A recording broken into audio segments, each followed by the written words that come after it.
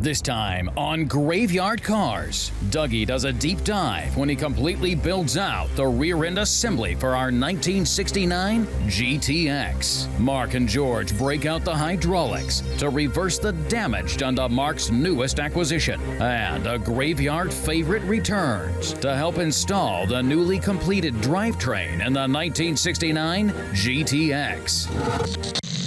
The unburied dead. The unburied dead are coming back to life.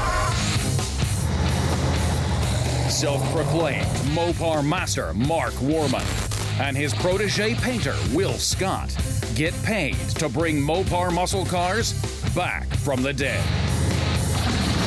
They work with Mark's daughter Alyssa and his cousin Dougie. They're willing to travel anywhere to retrieve a customer's car, detailing how it lived its life and how it died. After that, they bring it back to make it look just like it did the day it was born.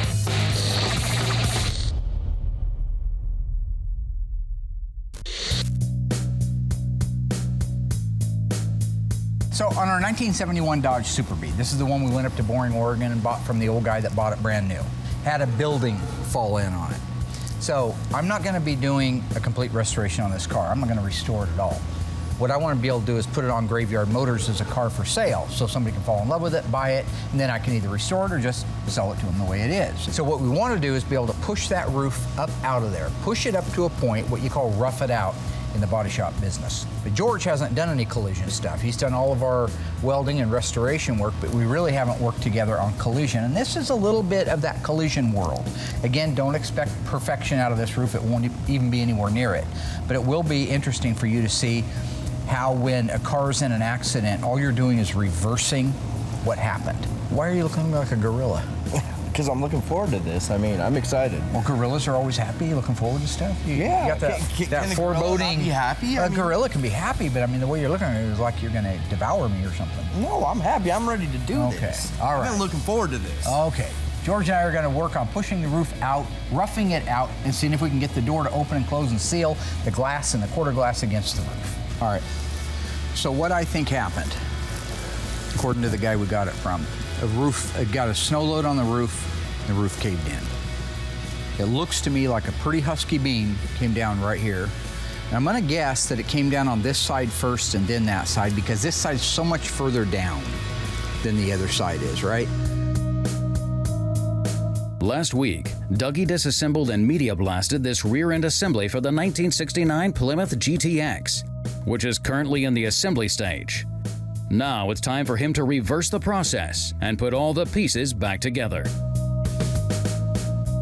I have the third member hanging right here on our overhead hoist. Makes it real convenient for me.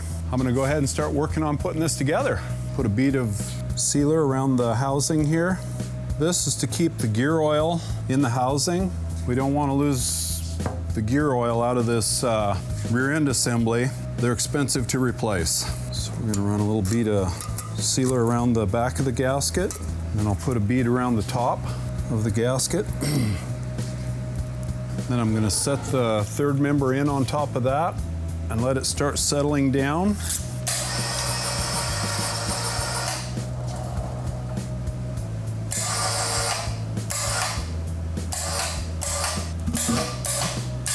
Great, just like that. Pretty handy. Got a restored gear set here, ready to go. And we have a couple tags. It's a Sure Grip tag to let somebody know that this needs Sure Grip oil. The clutches in the Sure Grip require a little bit of an oil additive. We also have a tag letting us know that it's a 355 ratio. I'm gonna put this over here on the right side. I'm gonna put the tag about 3 o'clock position on the housing. Then we've got some new hardware to hold this thing together.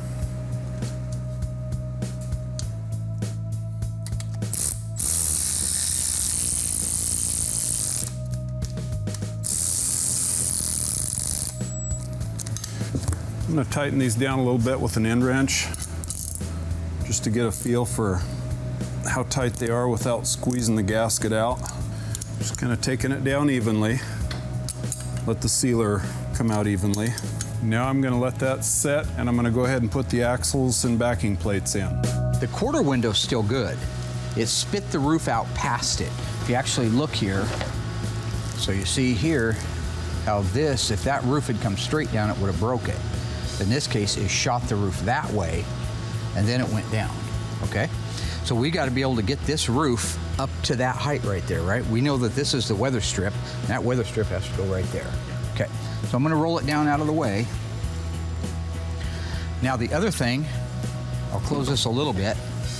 It actually busted this window. When we bought the car, the window was broken out of it. So we had one of the guys put a window in it. Now we know that when this thing is all in place, this is how far, I gotta get my glasses on here. Do you see this reveal right here? Yeah. You see how down here it's nice, right at the very base of it, the fulcrum point I think it is. And then it gets tighter and tighter and tighter. And now by the time we're up here, we're overriding it just like that quarter glass did. Again, I'm pretty surprised that it didn't bust that windshield. What we're gonna try to do is push that out a little while we do that one a lot. And we're gonna stage those back and forth together to try to get that up to where it needs to be, okay? Okay. Those are gonna be the two basic motions. But the middle of this is not gonna just come up automatically. I just like to start now and see what kind of motion, what kind of action's gonna happen when we begin to make the motions here. So we have two pumps right here. This pump here is connected to the vertical pump that's going to the ram that's gonna push that roof up. This one that's in there diagonally right now, it's gonna push it out that way. I'd like for you to begin to pump that one up a little bit. I wanna watch it. Okay.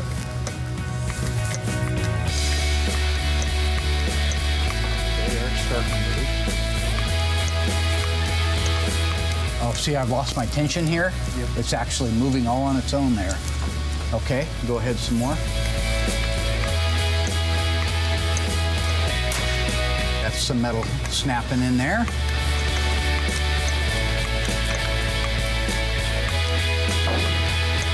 Hear that metal starting to pop out? Yeah. It's just like old Christine, buddy. It's coming back to life. These backing plates cleaned up pretty nicely after the Clemco cabinet and the sandblasting that we did, and just a coat of clear coat. They look really nice now. So here's our metal gasket for the backing plate. Put my backing plate on right there. I think I might put just a little bit of grease around here for the bearing to slide in.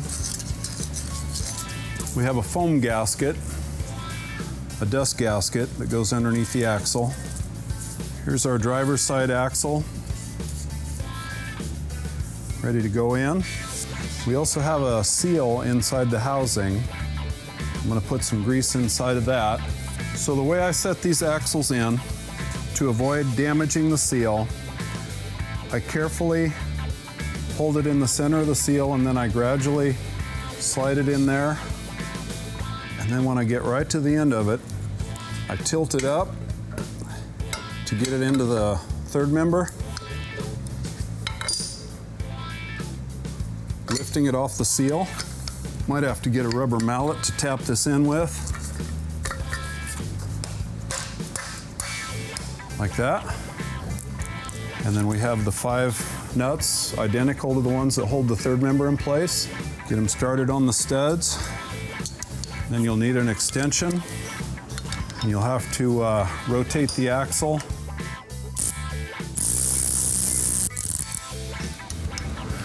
Now I'm gonna have to spin this around until it lines up.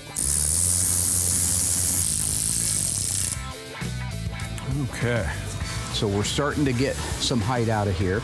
It may be that we come up some more and continue to work that windshield post forward, and then we'll go back and push the inside of it out. The metal's stretched to pieces, so it's never going to just pop into place and look perfect. When metal bends like that, it stretches. When you put it back, it's still stretched metal. Now there's not enough room for it, all the metal to share the same space, so it starts wobbling like that. And that's what we're gonna end up with at the top. But what we're trying to do is just get it where these quarter window and door, where the quarter window and the door window seal against the car. Okay. Okay, so let's see how much we've gained, if anything at all, here. Look at that. Oh, wow. Remember that a little bit ago? Was all the way over. Right here, we were all the way over to here, so that's already gone up about 1.5 inches. In fact, right now, we're too far. I don't need to do any more with that pillar right there.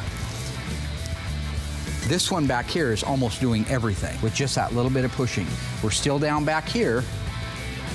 I don't think we need that diagonal porta power in there anymore. I think I can back that off, and we'll take this ram, move it to the middle, and start pushing the middle of the roof up while we do the outer edge. And then we'll just keep an eye on this post right here. Okay. Okay. Now I'll put the right axle in. We'll grease in the housing so the bearing will slide in there. Put our gasket on. And our restored backing plate. So I'm going to slide that right on here. Our foam gasket for the axle. Hold it up off the seal, slide it in. I'm letting it rest in the housing until I get almost to the third member gears. Then I'm going to tilt it up to get it into the splines. That one went easy. Okay, I don't know if you remember or not, but the right-hand axle has an adjusting collar inside to adjust the preload on the 2 axle bearings. So I like to back it off and then tighten down the nuts. Tighten it in as tight as I can, and then I'll do the axle adjustment.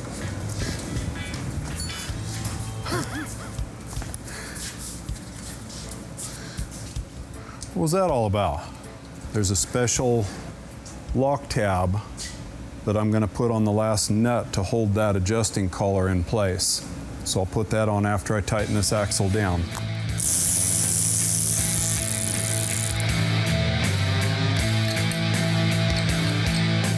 I got the axles in place, and I've got the adjusting ring tightened down to where I want it. How I did that was to turn the adjusting ring all the way down until it was tight.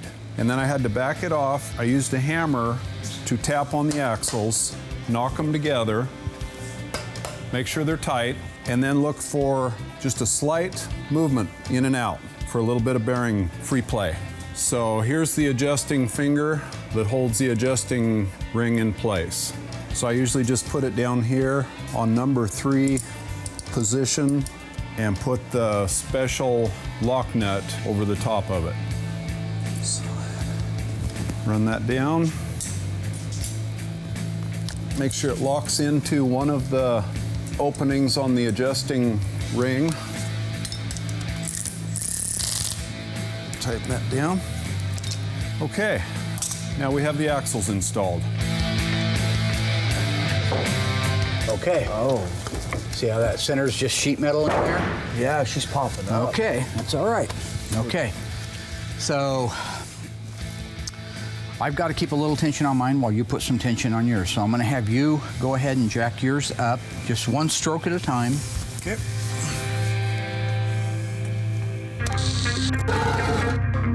Still to come, Dougie completes the highly detailed build-out of the rear end assembly. Mark and George pop and hammer the one-owner Super Bee back to life. And Royal returns to help with the installation of the drivetrain for the 1969 GTX. But with Mark out of the picture, will Royal's supervision get the job done right? Just ever remember how to work this.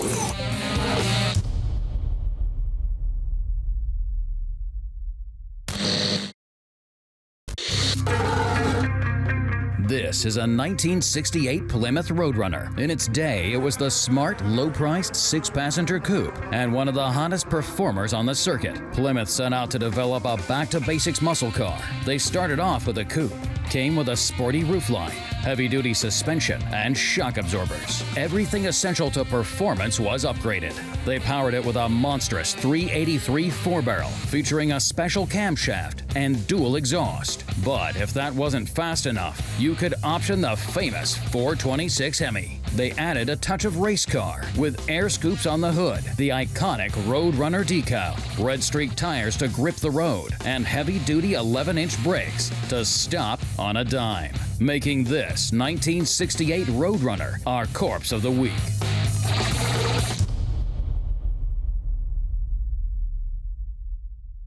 The next thing you want to do is put the park brake cables in place. The right-hand park brake cable is about twice as long on this one here. The park brake cable has these springed fingers on here. These spring fingers will pop out and lock it into the backing plate. And once it's in there, it's really difficult to get that back out. To install that, all you do is just slip it through here and you push it in place until you hear it click. People like to use a little bit of anti-seize lubricant on the backing plate where the moving parts of the brake shoes work. Okay, so after I have the park brake cable in, I want to put the wheel cylinder in.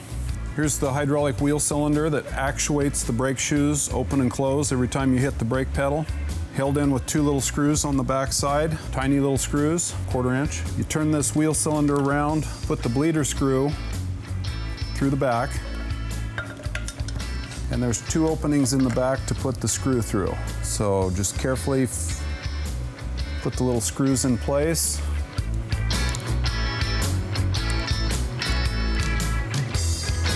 Now we're ready to put the rear shoe on. One thing about the rear brake shoe, you can tell the difference between the rear and the front in that the rear shoe has more pad material than the front shoe. The rear shoe does more stopping than the front, so they put more material on it. So that's one way you can always tell the rear shoe from the front. So I have the park brake actuator in place and the self-adjuster spring in place and the curved part for the cable that pulls the self-adjuster. You'll need your nail, 2 of the little hat washers, the 2 little washers that go on the top and the bottom of the spring. Put one on top, one on bottom. They have a groove in them that goes over the nail. You just push it down, give it a 1/4 turn, and it stays in place. Put your nail through the little hole right here, and there's a little hole right behind the park brake actuator where that nail goes through. First thing you want to do is hook the park brake actuator over the cable from the back side, slide it over, and then when it's all done, that spring will hold it in place. The push rod out of the wheel cylinder, it has a groove in it. Slide the brake shoe over that little push rod, put it up against the top pin, and then feed the little nail through. Then put one of your little hat washers on the spring, another hat washer, and then your tool. Give it a 1/4 turn, and that'll hold that in place. So then you have your spreader bar, which you have to slide in underneath the wheel cylinder, and it goes onto the park brake arm.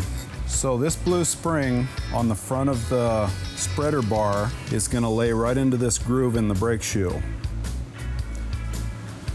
Put the brake shoe over the pin, over the actuator spreader bar, hold it in place.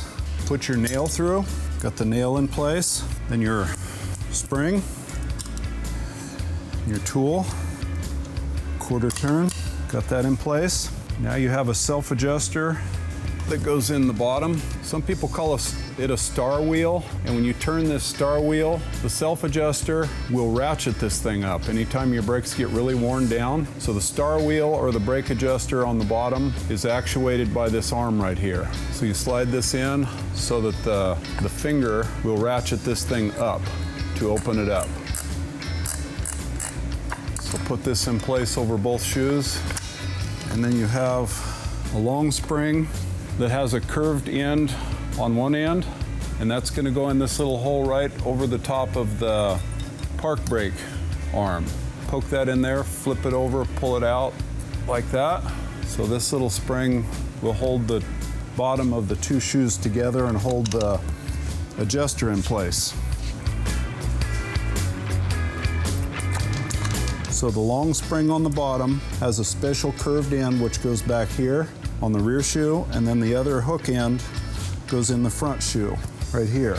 We have a little brake cable here and a washer that goes right up here on the top, over the top of the pin, over the two brake shoes. Holds them in place. The adjuster cable goes on next, around this curved washer here. So here's a real nice handy tool that we used earlier to take the springs off. It also has an end to slide the springs back over this pin right here. So how this tool works is it has a curved end which hooks over this round knob. The brake spring for the front shoe is a short one. Goes in this hole right next to the wheel cylinder. Put the spring in there. And then hook it with the tool. Put the tool over the pin and then pull it over and roll it in place. Put the cable back around the round washer there. And then the yellow spring, the longer spring, will go through that round washer and hold that washer in place. Pull the spring up. So now, the little cable that I showed you is the self-adjuster actuator cable, and it hooks over this little round hole right here. So pull this up, hook it in there, hangs on the back side of this green spring. And when the brakes expand, the movement of this will cause that arm to go up and down and adjust the brakes. So then you take the brake drum. This is where the brake linings will expand and cause the drum to stop the wheel. So when you put this on, feel that it's fairly snug against the brake shoes. Pop that down on there, and we got one side done. Keep going. That's getting closer. Okay. Hang on right there. Let's roll that quarter window up and take a look. See how we're doing for height. See how much nicer that is. Before it was sticking way out here, remember that? Yep. Now it's falling right in because this has walked right back out where it's supposed to. It's pretty cool. I just can't believe how much is coming out. Yep. Well, they take your time and you think it out ahead of time and you can win on these things. So that's now high over there. So I'm going to back this off and we're going to walk this out as we go across here back and forth. So get inside. Okay. Go ahead and crawl in. Will the 4x4 go in there or no? Yeah. You can put this on the top too, if it's easier, since you're all set up down there. Yeah, like that. Like that? Yep. Go right ahead. Yep, there we go. There she goes. Yeah, liking that.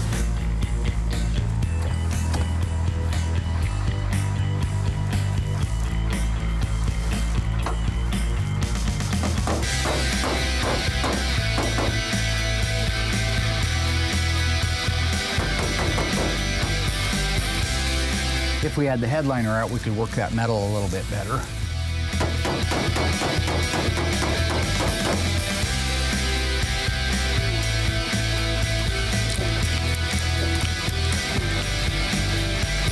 Yeah, we're not able to get to the reinforcements right there.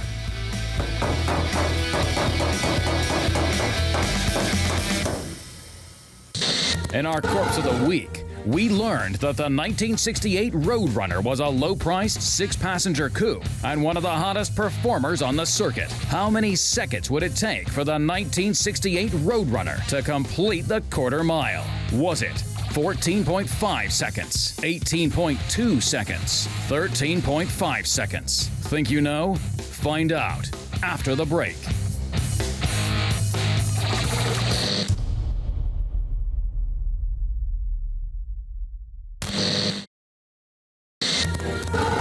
So, we learned that the 1968 Roadrunner was a low-priced 6-passenger coupe and one of the hottest performers on the circuit. How many seconds would it take for the 1968 Roadrunner to complete the quarter mile?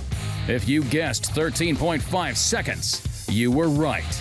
The 1968 Roadrunner was known to haul, and it was roomy enough to comfortably sit 6 passengers.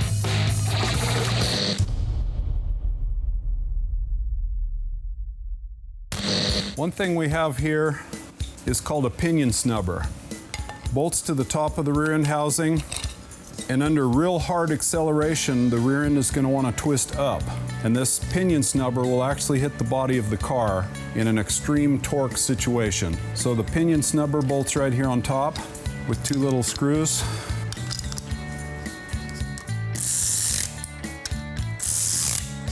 Okay, we got that in place. Our left brake cable, park brake cable, is way shorter than the right because it's going to loop around the car and they're both going to hook together right here on the left side of this car. So the left brake cable is going to go in through the front of this backing plate, pokes through this hole. So when you push this through, you'll hear them snap in place. So the park brake cable is installed on the driver's side. So I'll go ahead and put the wheel cylinder in place.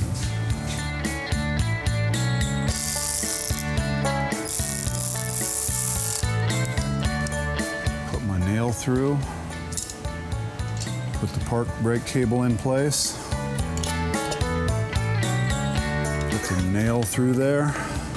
Washer on. Spring. There. This.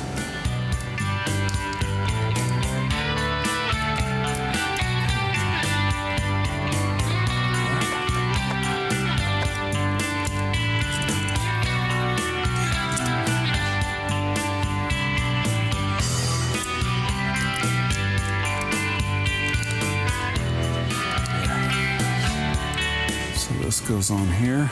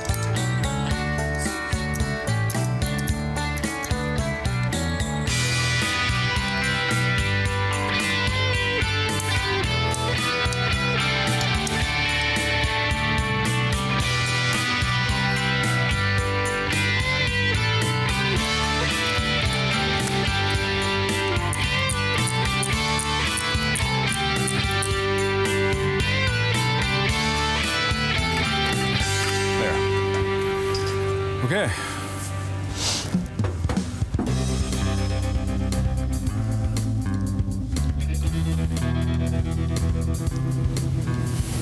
Still got to push that one out. So like I said, I figured it was going to be pretty ugly when we're done, but at least it'd be functional so we could get it up for sale. Let me see where your hand was one more time. Right. I want to push right here. Okay. That'll work. Like that. Yep, right. There we go. That was what we were hoping for. Yep, I just need to adjust those 2 windows and I'll be fine. So I'll get him to do the adjustment. I'll rock that glass forward at the front, rock this one back just a little bit, and then we'll have a good seal. Good job, buddy. Thank you. Good job. Clean all that crap up. With the roof in place, Mark can get this rare one-owner Super Bee detailed to hopefully sell to someone who's eager to become owner number 2.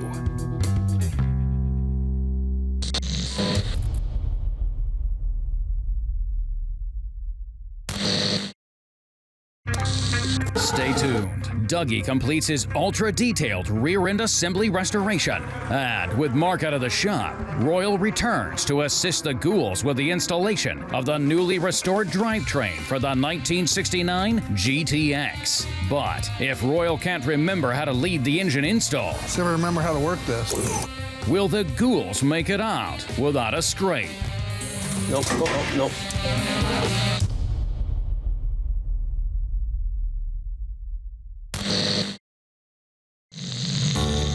Okay, so what I've done here is to rotate the axle upside down and set my driver's side leaf spring on. That'll make it easier for me to put the U-bolts through the shock plate. This is the shock plate, which will go on the bottom, and the U-bolts will reach through here. Shock plate goes on here, which is actually the bottom, and then The U-bolts will go around the axle through the shock mount plate. So we're gonna do 2 U-bolts on each side to hold the leaf springs on the axle. And what you wanna do is tighten them down evenly, all 4 nuts, with a heavy impact gun.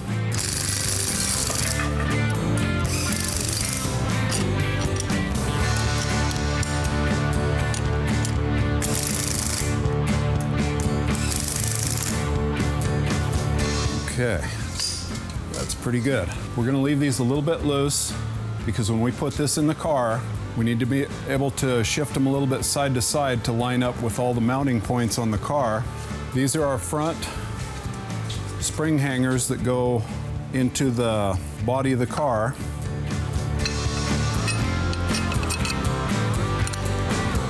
These are the rear spring hangers and the rubber bushings that go through the rear of the leaf spring. Slide one of those in each side, and our rear spring hanger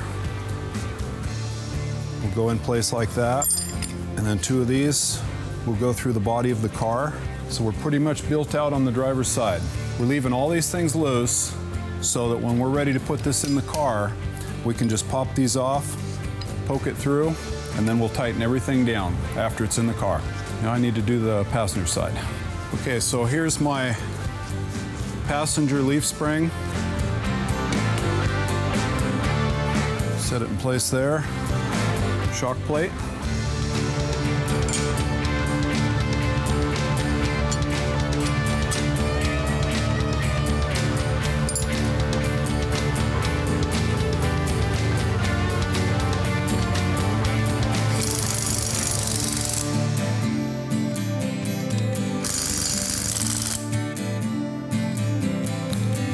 So here's our front spring mounts.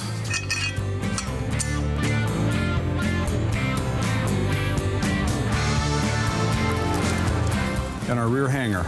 Put the new rubber bushings in place.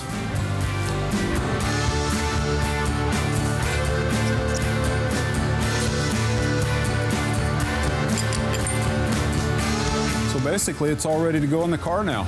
So we got a 69 GTX to put together. Okay, cut. Cut. Thank you. Sorry. No, it's fine. It's awful quiet in here. Hey, Royal. Hi, Justin. Haven't seen you in forever.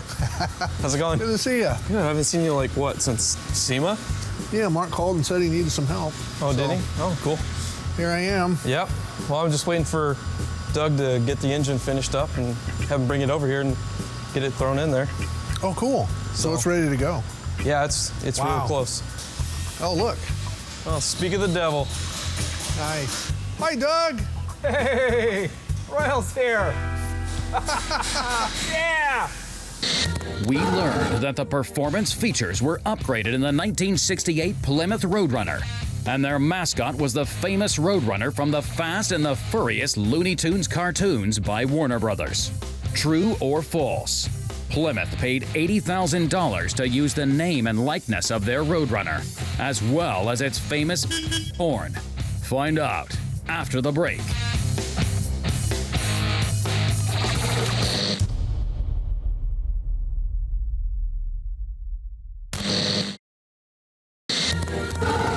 So, true or false? In order to use the likeness and name of the Roadrunner, Plymouth had to pay Warner Brothers $80,000 for licensing. That is false. In fact, Plymouth actually paid $50,000, or over $360,000 in today's money. And they ended up paying an additional $10,000, or $72,000 today, to develop the now famous horn.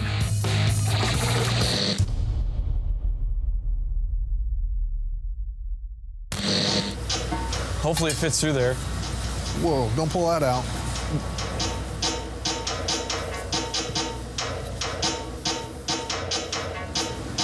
Guess we gotta raise her up, huh? Get her up in there. Let's get that rear end in. Just never remember how to work this. So far, so good. It's going up. Piece of cake. Second floor.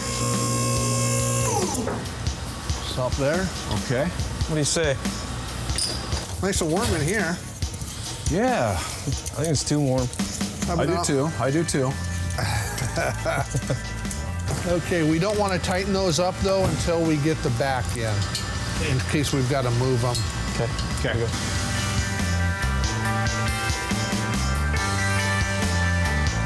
About 3 more inches. Good. How you looking? Okay. There we go. Did you get a couple? Got it in. There you go. Okay, got it.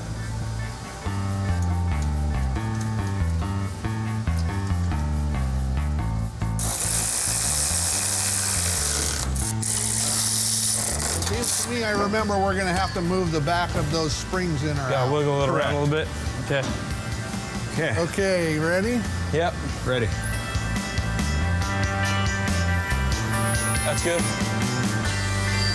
You hand me a shackle and some. I think yours. Oh, he's got them both over there. Here you go. Thank you. Nice. Oh, isn't this nice, Royal? Wish we had this when we were kids. Oh yeah. It made our lives a lot easier. Nope, we had to pay our dues, Doug. Yes, we did, because we had nothing. We had to pay the price. Mark had everything, and we had nothing. No, I don't remember Mark having everything. Well, he had 16 crayons after he broke them all in half. Well, it's 15 more than I had. I didn't have any because my brother ate them all. Remember Vinny? I do. Cousin Vince. Cousin Vinny. Yeah. You get a wrench for those. You get yours in? Huh? Yeah. Oh, nice. It's all in. Are we good or what? See, that was like record time, right? I think I need one of these at home. Isn't that nice? Yeah. Got to work Hey, on what are you guys doing tomorrow? working every day, Working man. every day? Relaxing. Every day. It's all we do. I need to pull the front axle out of my power wagon. Yeah, we'll do that in our spare time. We got our rear shackles bolted in place. Got the front spring perches bolted in place. Just do the shocks and about ready for the engine. We got a full rear suspension in less than 15 minutes. Will said it'd take 3 hours. That's because he thought Mark was going to be here.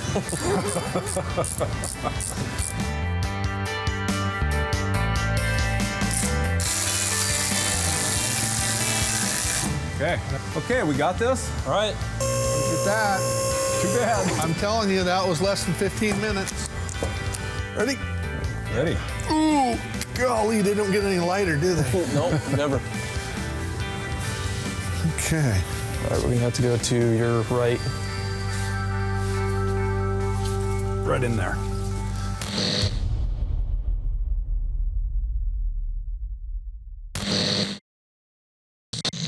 All right, go ahead, drop her down.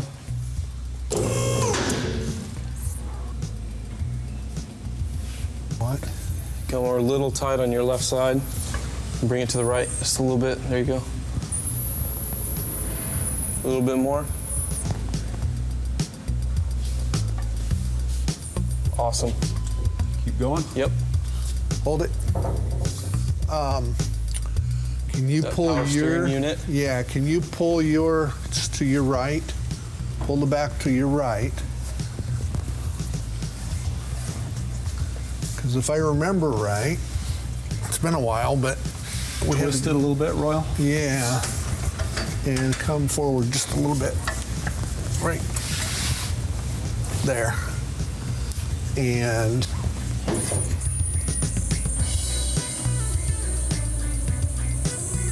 hold it. Oh, Up a little. Yep. right there. Okay. Uh-huh. Ready? Yep. Yep. Nope. Oh, nope. Can you twist yours to your right just a little bit more? A little bit more? Okay, right there. I mean, I'm pretty cockeyed back here. Yep, that's okay. Okay. I think if I remember right, this is what we had to do because it gets so narrow back there with the, I mean, it's been a while. Go ahead and come down a little bit, Doug. It's hard to see it from this angle. Yeah. It looks like it's gonna catch on the apron. Nope, it'll barely clear right there. Okay. Okay. Ready? Yep. Very slowly.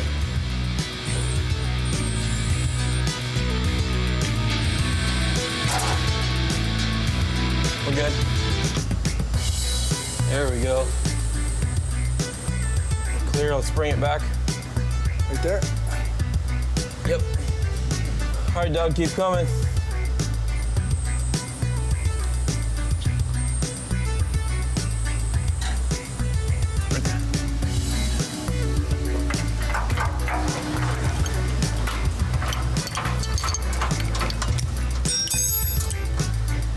I think we're gonna make it, huh?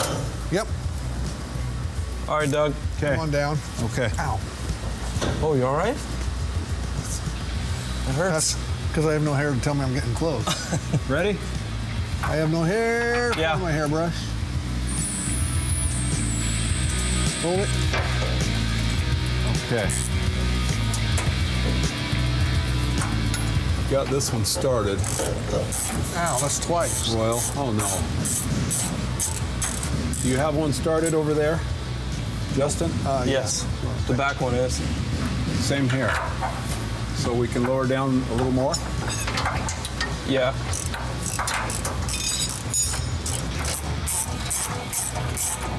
Okay. I got sensitive ears. Sorry, Royal. I got sensitive ears. Yes. Ready? Go ahead.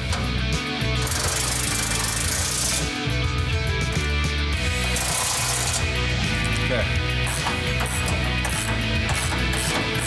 Yep. Help. Get it? You got it. Are we unhooked? Straps Is it up? unhooked? Think you can go up? Ready? Yeah.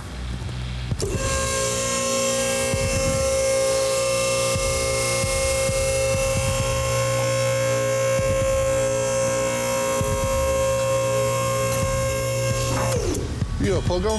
Pogo Yeah, I'll stick? go grab a pogo. Okay. How about if we just put our suspension together up here? You got two other bolts for the steering gear? Yeah, I needed an ALL for that. An ALL? All? That's what I'm trying to say. Oh! That's what I'm trying to say. An ALL. I know how to spell all. Well, the rear end went in quite well, but the front end kind of kicked our butts. Yeah. The rear end went in really swell. We had a problem with that cross member when we finally got it. But it's done. Yeah. Jiminy Christmas, what a battle that was. So now that we got the cross member in and connected, we went ahead and got the upper control arms. Yeah, so now that the front and rear suspensions are in, Oh, we got those nice shiny Krager wheels on this baby. Yeah, love it. right on, man. Thank you. Thanks, you guys. Yeah. All right. Well, We're gonna call her a day. yeah. Me too. You give him the superhero pose? Superhero pose.